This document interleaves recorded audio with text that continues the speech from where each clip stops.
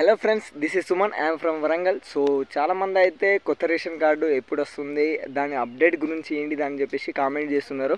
So వారికి ఎవరైతే wait చేస్తున్నారో సో వారికి గుడ్ న్యూస్ అని చెప్పొచ్చు. ఎందుకంటే మనకు ఎలక్షన్ కూడా అయితే అయిపోయింది. దాని తర్వాత మంత్రివర్గాల సమావేశం మీటింగ్ ఏదైతే ఉందో సో దాంట్లో ఆ మీటింగ్లో కూడా ఈ చర్చ అనేది జరిగిందని చెప్పొచ్చు. సో దీనికి సంబంధించిన మంత్రి గారు కూడా ఒక ప్రకటన కూడా ఇచ్చారు. సో నేను ఆ న్యూస్ ఆర్టికల్ గురించి వివరిస్తాను.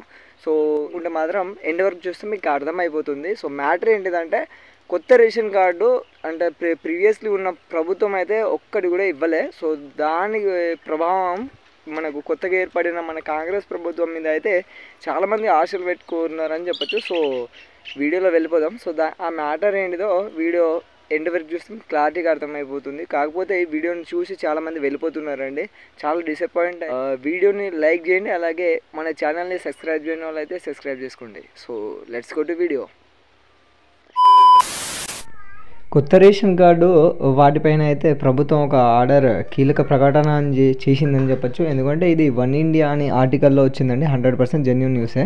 సో తెలంగాణలో లక్షలాది మంది అయితే కొత్త రేషన్ కార్డు కోసం అయితే ఎదురు చూస్తున్నారు, విషయం అందరికీ తెలిసిందే. సో గత ప్రభుత్వంతో కొత్త రేషన్ కార్డులు ఇవ్వకపోవడంతో లక్షలాది మంది అయితే ఇప్పుడు వచ్చిన కొత్త ప్రభుత్వం ఏదైతే ఉంటుందో సో కాంగ్రెస్ ప్రభుత్వం, సో వాటిపైన అయితే చాలా ఆశలు పెట్టుకున్నదని చెప్పొచ్చు. సో రాష్ట్రంలో కొత్తగా ఏర్పడిన కాంగ్రెస్ ప్రభుత్వం అయితే కొత్త రేషన్ కార్డుతో పాటు కొన్ని పథకాలు అయితే చేయడం జరిగింది అన్నట్టు.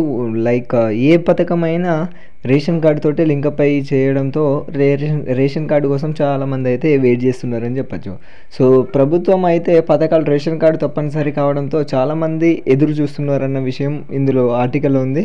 ముఖ్యంగా కొత్త పింఛన్ రావాలన్నా, లేకపోతే గ్యాస్ సబ్సిడీ కావాలన్నా, లేదంటే ఉచిత విద్యుత్ కావాలన్నా, లేకపోతే రేషన్ కార్డు వాటికి అయితే మానిటరీ అని చెప్పచ్చు. సో అందుకనే లక్షలాది మంది మన తెలుగు రాష్ట్రాల్లో అయితే ఎక్కువ రైతులు ఉన్నారు. సో అందులో మిడిల్ క్లాస్ ఫ్యామిలీ వాళ్ళే ఉంటున్నారు. సో వాళ్ళకైతే తెల్ల రేషన్ కార్డుతోనే లింకప్ అయి ఉంటుంది వాళ్ళ జీవితాలని చెప్పచ్చు. సో ప్రీవియస్లీ కాంగ్రెస్ ప్రభుత్వం ఏదైతే ఉంటుందో సో రాజశేఖర్ రెడ్డి గారు ఉన్నప్పుడు కూడా అప్పుడు కొన్ని పథకాలు స్టార్ట్ చేయడం జరిగింది. సో ఏదైతే ఆరోగ్యశ్రీ కావచ్చు, లేకపోతే ఏ పథకమైనా కానీ కాంగ్రెస్ ప్రభుత్వము 100% జెన్యూన్గా చేస్తుందని చెప్పచ్చు. సో ఈ ఏదైతే ఉంటుందో స్కీమ్లో సో వాటికి రిలేటెడ్గా కొత్త రేషన్ కార్డు కూడా వస్తుందని చెప్పేసి ఇటీవల జరిగిన మంత్రివర్గ సమావేశంలో కొత్త రేషన్ కార్డుల కోసం మంజూరు చేయాలని విషయం పైన కూడా వెల్లడించారని చెప్పచ్చు. సో ఇదే అండి వీడియోలో.